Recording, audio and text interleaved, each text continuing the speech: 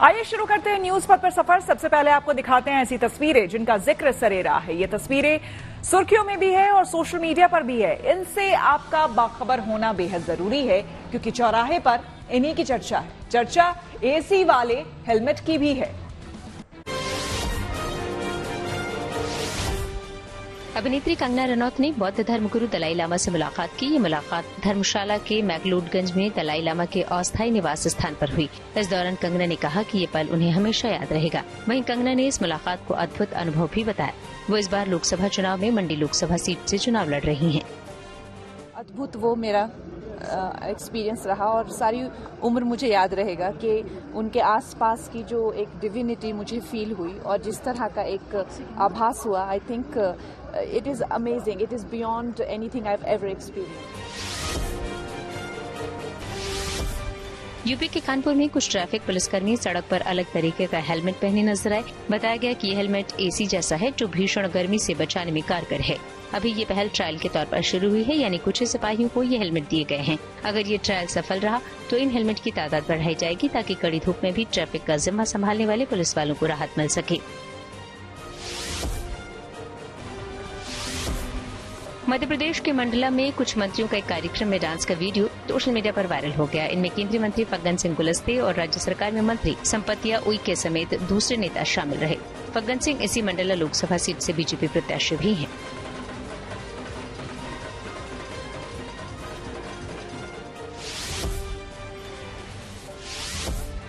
महाराष्ट्र के चंद्रपुर में एक टीचर परमानंद तिराणिक ने लोकसभा चुनाव के बीच एक अनोखा विवाह निमंत्रण कार्ड बनाया। इसे लोकशाही का शुभ विवाह नाम दिया गया है। इसके जरिए मतदान जन जागृति का अभियान चलाया जा रहा है। पोस्ट कार्ड पर बने सुंदर निमंत्रण कार्ड को हाथों से बनाया गया है। इससे टीचर परमानंद ने लोगों से बड़ी संख्या में मतदान की अपील की। चंद्रपुर में 19 अप्रैल यानी शुक्रवार को मतदान होगा।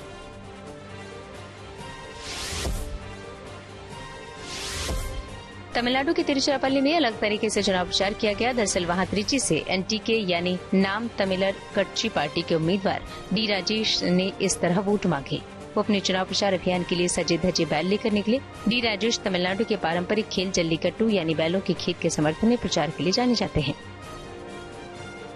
जिंदगी का सफर सुहाना हो, इसके लिए सावधान रहना जरूरी है। रोजमर्रा की आपाधापी में कुछ देर बैठकर सोचना समझना जरूरी है कि आपके आसपास क्या हो रहा है और जो कुछ हो रहा है उससे हमारी जिंदगी, हमारा परिवार कैसे प्रभावित हो सकता है। इसलिए हॉर्न बजाकर बाखबर करने वाली खबर जरूरी होती है। और आज की ये खबर हम सबकी जिंदगी से जुड़ी है। आजकल की इस भागदौड़ भरी जिंदगी में जिसे देखो वो परेशान, चिंतित और उदास नजर आता है। बात बात में मूड खराब हो जाना, चिड़चिड़ेपन जैसी समस्याओं से लोग घिरे रहते हैं। लेकिन क्या आप जानते हैं कि इसके पीछे की वजह क्या है? वहीं एक सवाल ये भी है कि अगर आप ये समझते हैं कि सिर्फ भावनाएं या घटनाएं ही मेंटल हेल्थ को प्रभावित करती हैं तो आप गलत सोच रहे हैं, क्योंकि आपकी डाइट का इस पर बहुत बड़ा असर होता है। कुछ फूड ऐसे हैं जिन्हें खाने से आपका मूड और बिहेवियर हमेशा के लिए खराब हो जाता है, लेकिन कुछ फूड्स ऐसे होते हैं जो कि मूड को बेहतर करते हैं और फील गुड या हैप्पी हार्मोन को शरीर में अधिक मात्रा में रिलीज करते हैं। लिहाजा मूड के बैड फूड से खुद सतर्क हो जाएं और दूसरों के लिए सावधानी वाला हॉर्न बजाएं।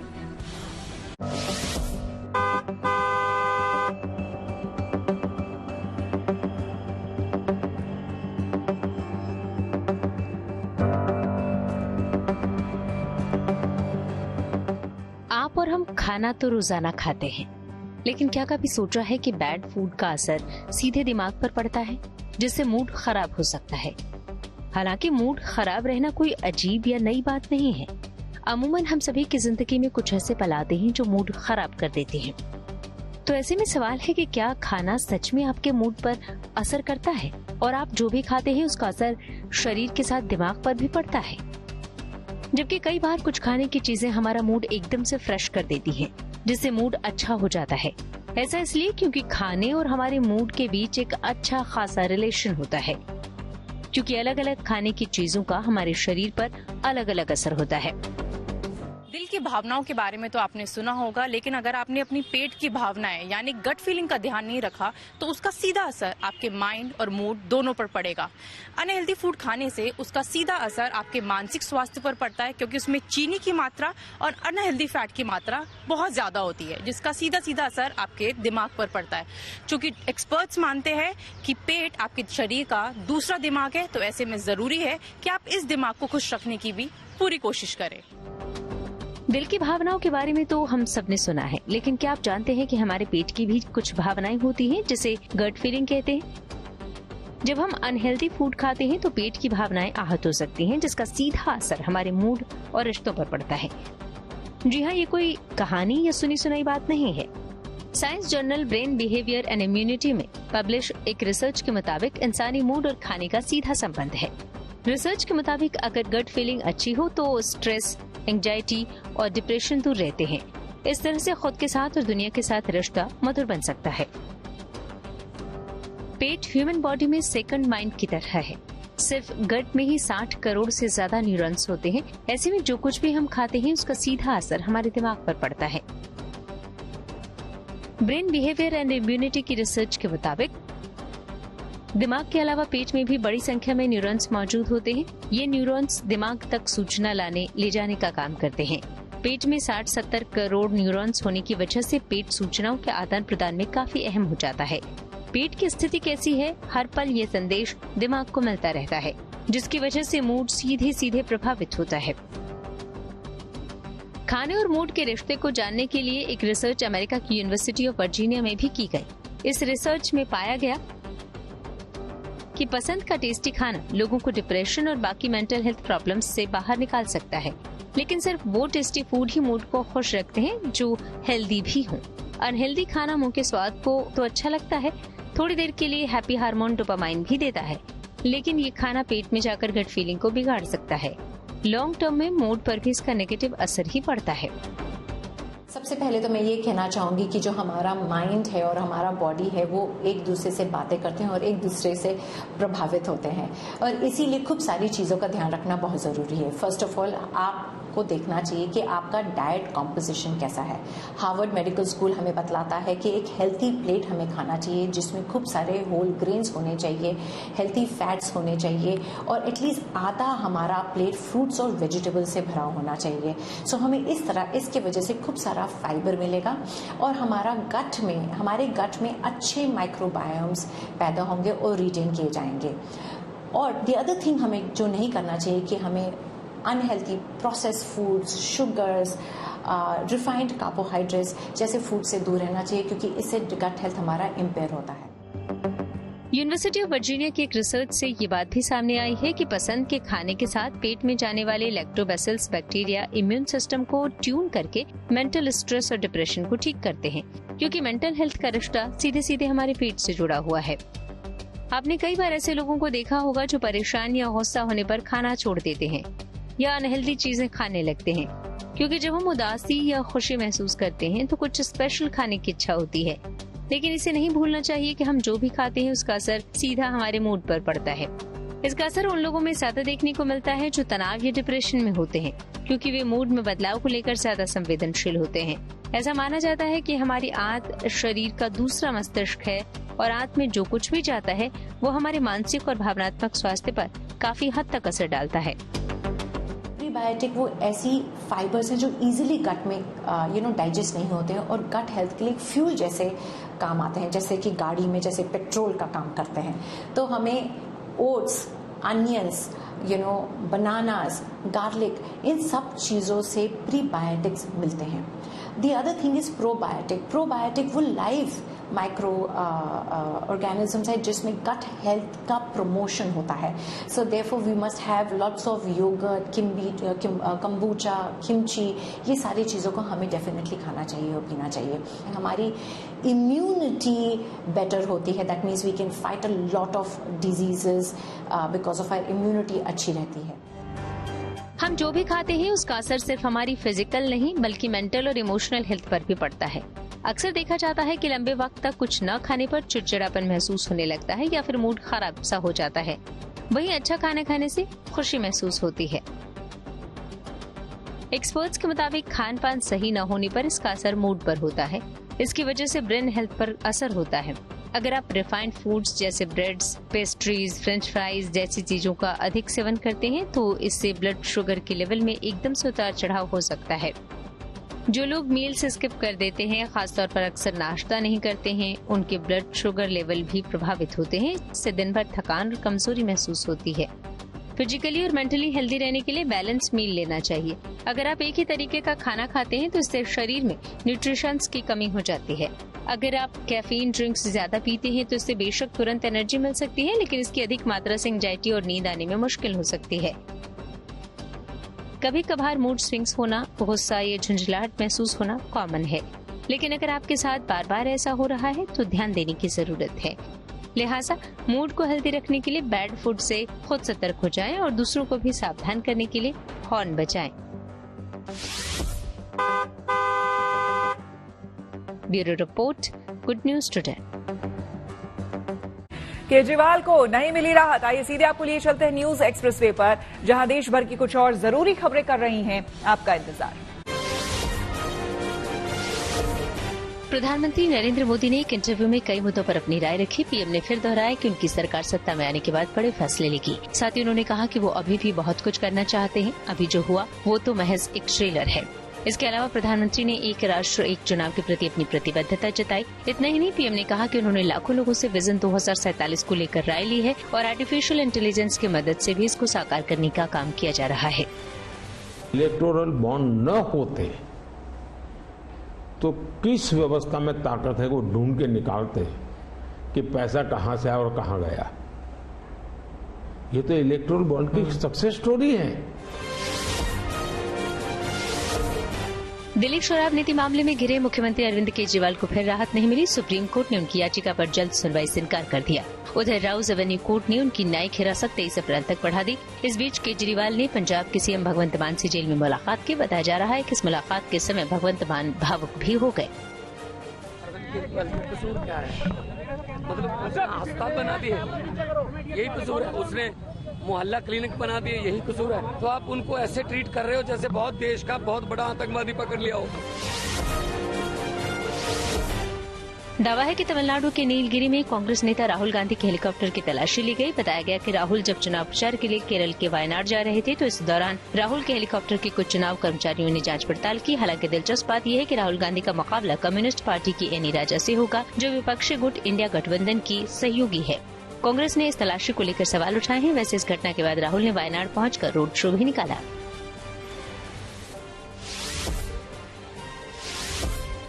अमरनाथ यात्रा के लिए रजिस्ट्रेशन शुरू हो गया। ये यात्रा इस साल 29 जून से शुरू होगी। इसके लिए आप देश भर में Jammu Kashmir bank, PNB, SBI और यस बैंक की 500 से ज्यादा ब्रांच में रजिस्ट्रेशन करवा सकते हैं। अमरनाथ यात्रा 19 अगस्त तक चलेगी।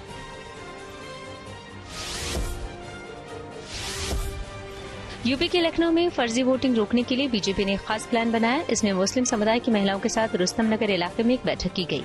ये महिलाएं पोलिंग बूथ पर अहम भूमिका निभाएंगी। बीजेपी के मुताबिक ये महिलाएं बुर्के की आड़ में होने वाली फर्जी वोटिंग को रोकने की कोशिश करेंगी। इसके लिए लखनऊ में हजारों बूथ को चिन्हित किया गया है। साथ ही इन महिलाओं के जरिए मुस्लिम समुदाय के इलाकों में भी मतदान का प्रतिशत बढ़ाने की अपील की जा रही है। इस बार ऐसी कोशिश की जा रही है कि बुर्के में कोई फर्जी वोट न डाल सके। हास्य कलाकार कपिल शर्मा जम्मू में वैष्णो देवी मंदिर पहुंचे, जहां उन्होंने पूजा अर्चना की। इस मौके पर उन्हें देखने के लिए लोगों की भीड़ नजर आई। कुछ लोग उनके साथ सेल्फी लेने को लेकर भी उत्साहित दिखाई दिए। और खबरों के एक्सप्रेस में से आगे रुक करते हैं सियासी ढाबे का, जहां आज की सबसे दिलचस्प खबर मौजूद है। नॉर्थ ईस्ट दिल्ली सीट से कांग्रेस ने कन्हैया कुमार को चुनावी मैदान में उतार दिया है। फिलहाल बीजेपी के मनोज तिवारी इस सीट से मौजूदा सांसद हैं। दिल्ली के 7 सांसदों में मनोज तिवारी इकलौते ऐसे सांसद हैं जिन पर बीजेपी ने फिर से भरोसा जताया है। लेकिन कांग्रेस ने बिहार के ही तेज तर्रार नेता, मुखर वक्ता और जेएनयू छात्र संघ के पूर्व अध्यक्ष कन्हैया कुमार को टिकट देकर मुकाबले को दिलचस्प बना दिया है। कन्हैया कुमार के इस सीट से लड़ने पर इंडिया गठबंधन में जोश है। इस सीट के 1/3 मतदाता पूर्वांचल के हैं और 21% वोटर मुस्लिम हैं। ऐसे में सवाल है कि क्या बीजेपी इस बार कांग्रेस को टक्कर दे पाएगी?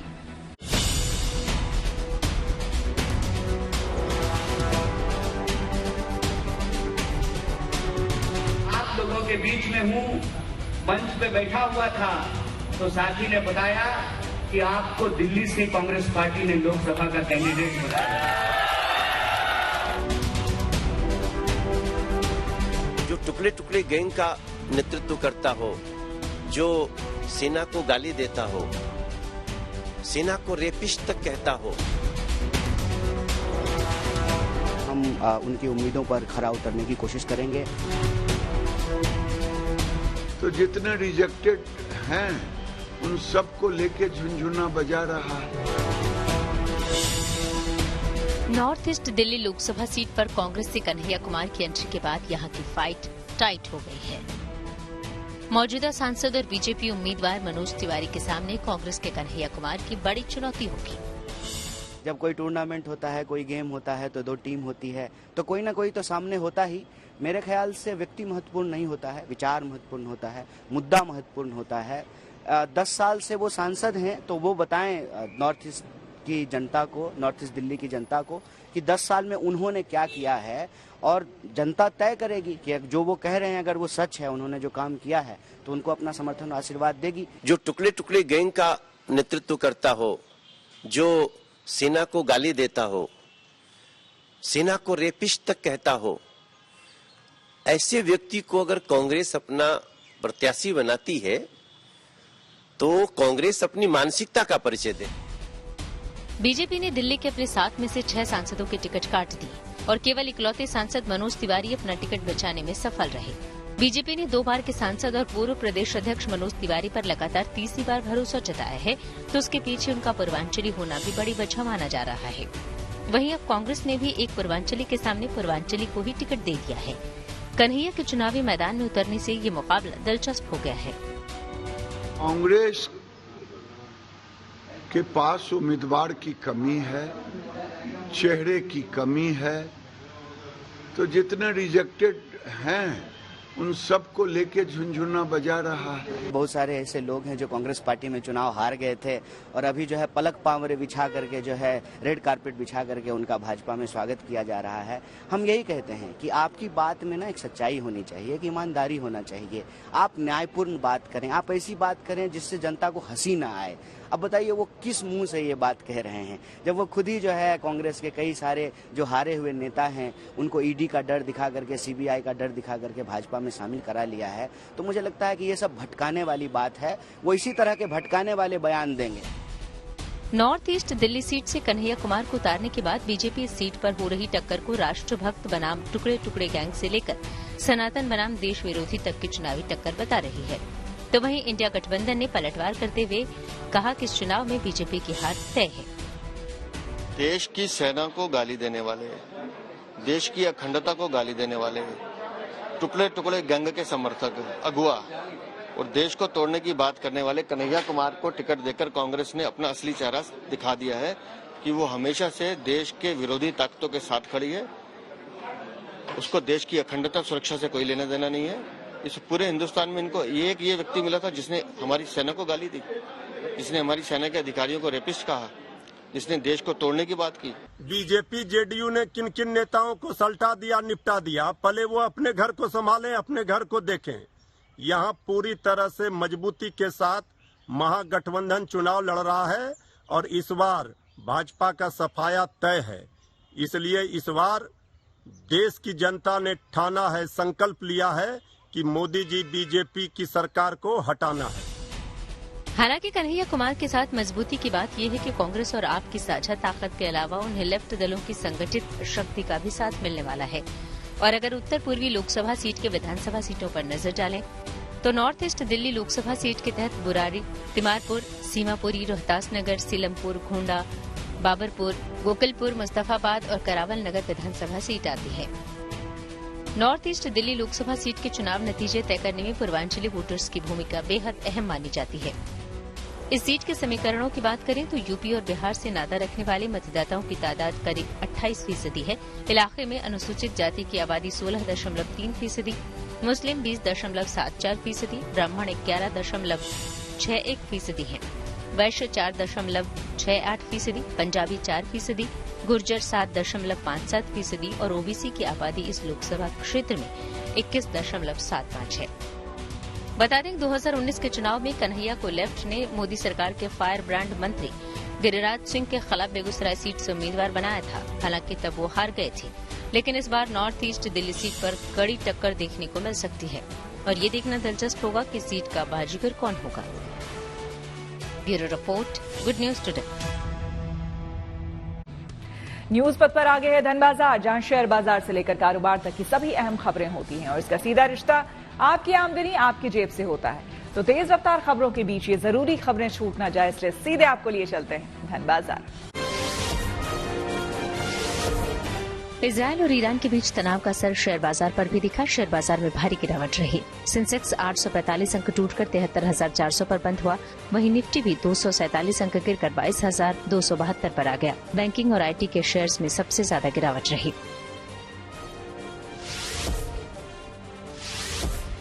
पिछले महीने यानी मार्च में थोक महंगाई दर में मामूली बढ़ोतरी हुई है। थोक महंगाई दर मार्च में बढ़कर 0.53% हो गई है। इससे पहले फरवरी में ये 0.20% थी। माना जा रहा है कि सब्जियों और कच्चे तेल की कीमतों में बढ़ोतरी के कारण थोक महंगाई दर बढ़ी है।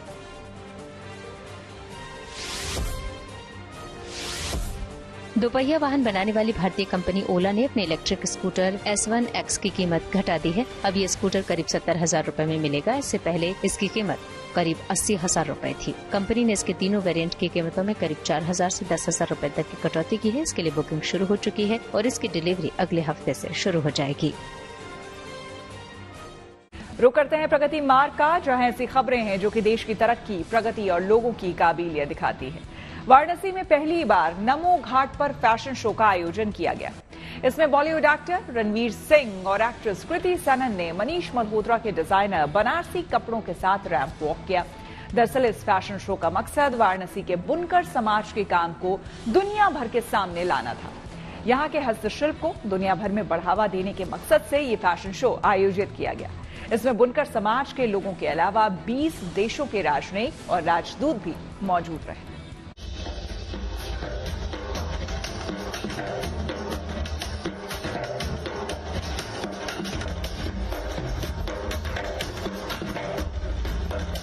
वाराणसी का नमो घाट, जहां गंगा के कलकल बहती धारा के किनारे रविवार की रात रोशनी की अलग से जगमग थी। पहली बार यहां बनारस की पहचान ओढ़कर रैंप पर उतरे थे बॉलीवुड के दो दिग्गज कलाकार रणवीर सिंह और कृति सेनन। पर ये तो चेहरे थे, कोशिश तो देश के बड़े फैशन डिजाइनर मनीष मल्होत्रा की थी, जिन्होंने बनारस की कारीगरी को नए ढंग में पिरोकर उसे और भी खास बना दिया था। ये पहली बार था कि बनारस के घाट पर फैशन शो का आयोजन किया गया और इसे नाम दिया गया था बनारसी साड़ी, भारतीय संस्कृति और शिल्पकारों की एक टेपेस्ट्री। मनीष मल्होत्रा के इस फैशन थीम पर रणवीर सिंह और कृति सेनन के साथ साथ 40 मॉडल्स ने जलवा बिखेरा। सभी ने बनारसी बुनकरों की कारीगरी वाले परिधान पहने और फैशन का नया ट्रेंड सेट किया। रियली बहुत अलग सा शो था, बिकॉज मेरे शोज के अंदर बहुत सा ग्लैमर होता है या sequence and embroideries and all of that, but मुझे लगता है कभी कभी हम उन एम्ब्रॉयडरी के पीछे छुपते हैं क्योंकि हम इतना काम करते हैं कि वो काम दिखे और बट आई थिंक इस बार ध्यान ज्यादा था कि सब जो हैंडलूम है और जो यहाँ के फनकार हैं, जो बुनकर कम्युनिटी है, उनका काम दिखे, and that's a responsibility when you are doing a show. Someone like me specially it's the first time I have done a show like this, तो मेरे लिए बहुत यूनिक था, बहुत स्पेशल था।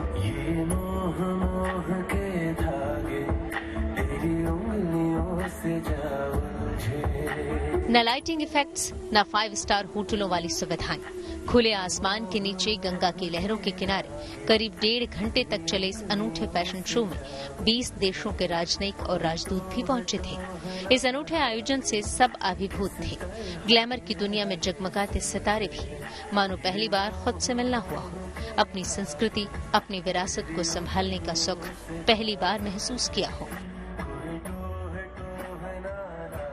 बनारसी साड़ी और हमारी हेरिटेज, जो हमारी बुनकर कम्युनिटी है, जो समाज है, जो वो बुनते हैं, एक एक कपड़ा जो है उसे कितने दिन लगते हैं, कितने प्यार से, खाली पैसे के लिए नहीं, दिल से किया जाता है ये काम। और सबसे खास बात होती है कि वो एक ही पीस होता है, उस पीस के जैसा और कोई नहीं है। मशीन से हम बहुत कुछ कर सकते हैं। तो ये एक्चुअल हमारी हेरिटेज है, हमारा कल्चर है, जो मुझे लगता है कि भारत के बाहर पूरी दुनिया में दिखना चाहिए। And I am really really honoured and glad कि मैं आज इस मौके का एक हिस्सा बन पाई। कई सारे फैशन शोज करते हैं, लेकिन ये once in a lifetime मौका है हम सब के लिए।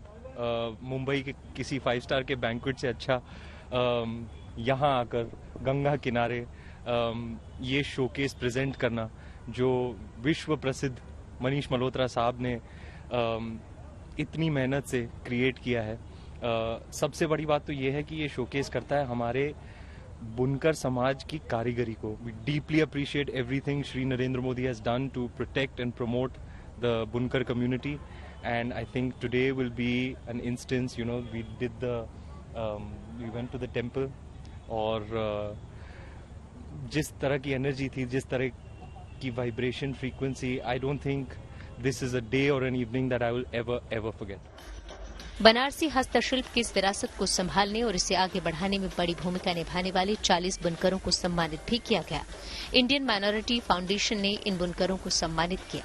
वहीं फैशन डिजाइनर मनीष मल्होत्रा ने यहाँ के समृद्ध बनारसी हस्तशिल्प को बढ़ावा देने के मकसद से कई बुनकरों को अपने साथ जोड़ने का ऐलान भी किया।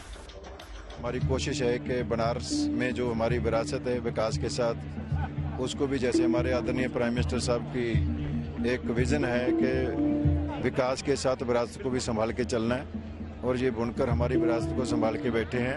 इनके काम को प्रमोट करना हमारी एक सोशल रिस्पॉन्सिबिलिटी है, वो पूरी करें। महादेव की नगरी में आकर बॉलीवुड के सितारों ने मानो ग्लैमर की चमक बहुत पीछे छोड़ दी। रणवीर और कृति मनीष मल्होत्रा के साथ क्रूज से गंगाद्वार के रास्ते विश्वनाथ धाम पहुंचे और महादेव के दरबार में हाजिरी लगाई। हर हर महादेव का जयकारा लगाया। Roshan Jaiswal, Varanasi, good news today. News पथ के सफर में अब सोशल अड्डा का रुख करते हैं, जहां आज बात होगी शादी टूटने के एक अनोखे मामले की।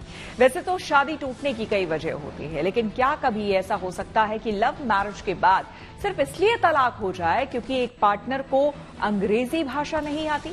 हालांकि मोहब्बत की नगरी कहे जाने वाले आगरा में एक ऐसा ही चौंकाने वाला मामला सामने आया है। मीडिया रिपोर्ट के मुताबिक आगरा में एक महिला और उसके पति के बीच तलाक की वजह अंग्रेजी भाषा बनी। दरअसल एक साउथ इंडियन युवक ने आगरा के कमला नगर में रहने वाली लड़की से लव मैरिज की थी। दोनों की मुलाकात तब हुई जब गुरुग्राम के एक बैंक में काम करने वाला युवक ट्रेनिंग के लिए आगरा गया था। इसी दौरान दोनों के बीच दोस्ती हुई, जो कि जल्द ही प्यार में बदल गई। इसके बाद दोनों ने शादी का फैसला किया, लेकिन शादी के 3 महीने गुजर जाने के बाद पति को पत्नी के हिंदी में बात करने से चिढ़ होने लगी। पत्नी का कहना है कि उसका पति ऑफिस से लेकर घर तक अंग्रेजी में ही बात करना पसंद करता है और उसे अंग्रेजी बोलनी नहीं आती, और जब महिला अपनी बात हिंदी में कहती है तो उसका पति उसके साथ अभद्र व्यवहार करता है, जिसके बाद महिला अपने मायके जाकर रहने लगी। लेकिन 15 दिन बाद भी उसका पति उसे लेने नहीं आया। आरोप है कि मैरिज काउंसलर के समझाने पर भी पति अपनी पत्नी को अंग्रेजी सिखाने के लिए तैयार नहीं हुआ और उसने तलाक लेने का फैसला कर लिया। पति का कहना है कि वो हिंदी ठीक से नहीं समझ पाता, इसलिए वो अपनी पत्नी को अंग्रेजी में बात करने के लिए कहता है। फिलहाल दोनों के बीच सुलह होती नहीं दिख रही। महिला की शिकायत पर इस मामले में मुकदमा दर्ज कराने के आदेश हुए हैं। आगरा में ही मोबाइल फोन के कारण तलाक से जुड़ा एक और अजीबोगरीब मामला सामने आया। जानकारी के मुताबिक आगरा के खंदौली क्षेत्र में शादी के बाद पत्नी ने पति से टच स्क्रीन मोबाइल फोन की मांग की थी, लेकिन इसे लेकर दोनों में मारपीट तक की नौबत आ गई, जिसके बाद नाराज पत्नी ने पति के खिलाफ पुलिस में शिकायत कर दी, जिसके बाद मामला परिवार परामर्श केंद्र को ट्रांसफर कर दिया गया। जाहिर सी बात है कि तलाक की ये वजह हैरान करने वाली है। हमने इस मुद्दे पर कुछ लोगों से बात की और उनकी राय जानी। आपके ये मानते हैं कि आजकल बहुत छोटी छोटी बात पर शादियां टूट रही हैं? हाँ, आजकल की यंग जनरेशन का जो पेशेंस लेवल है ना, काफी कम हो गया है, और पेशेंस है नहीं, तो मे बी इस वजह से भी पहली जनरेशन के अकॉर्डिंग आपकी जनरेशन में इतनी पेशेंस लेवल नहीं है, तो मुझे ऐसा लगता है कि ये एक रीजन हो सकता है। पेशेंस रखना चाहिए ना हर चीज में, जल्दीबाजी किसी भी काम के लिए तो नहीं होता, और वो ये मैरिज है, मैरिज तो लाइफ का पूरा वो है, तो हर चीज का कहेंगे पेशेंस लेवल और फिर क्या बोलते हैं कोऑर्डिनेशन, ये 2 परफेक्ट चीजें जो मेंटेन करना चाहिए। जल्दबाजी तो नहीं करनी चाहिए, लाइफ लॉन्ग का सवाल है ना, 7 जन्मों का साथ बोलते हैं ना, तो जल्दबाजी, इस चीज़ में जल्दबाजी। पहले रिलेशनशिप में आ रहे हो तो 1-2 साल, 7 साल, 8 साल कुछ बिताओ ना, बाद में डिसीजन लो।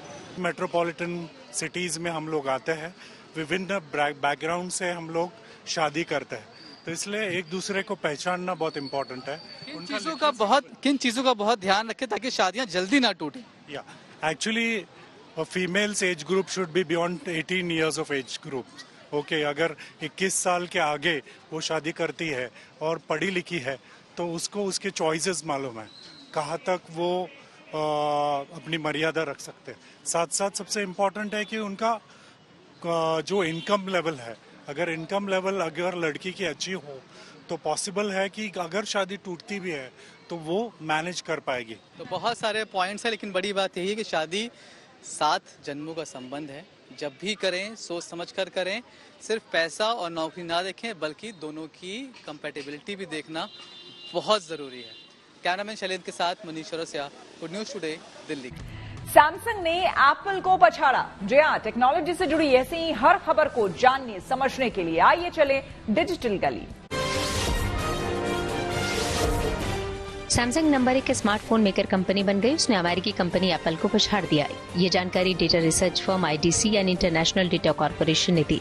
इसके मुताबिक 2024 के पहले क्वार्टर में एप्पल के शिपमेंट में 10% की गिरावट रही। इस दौरान 20.8% मार्केट शेयर के साथ सैमसंग पहले स्थान पर पहुंच गया। वहीं एप्पल का मार्केट खिसक कर 17.3% पर आ गया।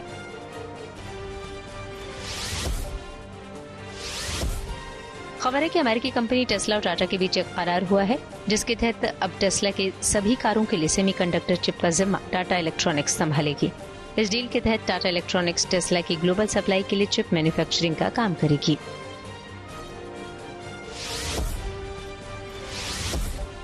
अब माइक्रोसॉफ्ट यूजर्स के लिए एक चेतावनी जारी की गई, जिसमें कहा गया है कि साइबर अपराधी आम यूजर्स को निशाना बना सकते हैं। ये अलर्ट केंद्रीय IT मंत्रालय से जुड़ी एजेंसी CERT यानी Indian computer emergency response team ने जारी किया है। ऐसे में CERT ने सभी यूजर्स को सिक्योरिटी अपडेट इंस्टॉल करने की सलाह दी। न्यूज पथ पर आगे पब्लिक होर्डिंग पर दुनिया के सबसे व्यस्त एयरपोर्ट से जुड़ी खबर। खास बात यह है कि ACI यानी कि एयरपोर्ट्स काउंसिल इंटरनेशनल की ओर से जारी साल 2023 की लिस्ट में दिल्ली एयरपोर्ट भी शामिल है। जी हां, आपको बता दें कि एयरपोर्ट्स काउंसिल इंटरनेशनल के मुताबिक दुनिया के 10 सबसे व्यस्त हवाई अड्डों में दिल्ली को शामिल किया गया है। इस लिस्ट में दिल्ली के इंदिरा गांधी इंटरनेशनल एयरपोर्ट को 10वां स्थान मिला है, जबकि 2022 में ये 9वें नंबर पर था। जबकि अमेरिका के जॉर्जिया में हर्ट्सफील्ड जैक्सन अटलांटा इंटरनेशनल एयरपोर्ट दुनिया का सबसे व्यस्त हवाई अड्डा है। वहीं दुबई का एयरपोर्ट दूसरे नंबर पर और अमेरिका का डलास इंटरनेशनल एयरपोर्ट तीसरे स्थान पर है। एयरपोर्ट्स काउंसिल इंटरनेशनल के मुताबिक साल 2023 में दुनिया भर में हवाई यात्रियों की संख्या लगभग 850 करोड़ रही। 2022 के मुकाबले 2023 में हवाई सफर करने वालों की तादाद में 27% से ज्यादा की बढ़ोतरी दर्ज की गई।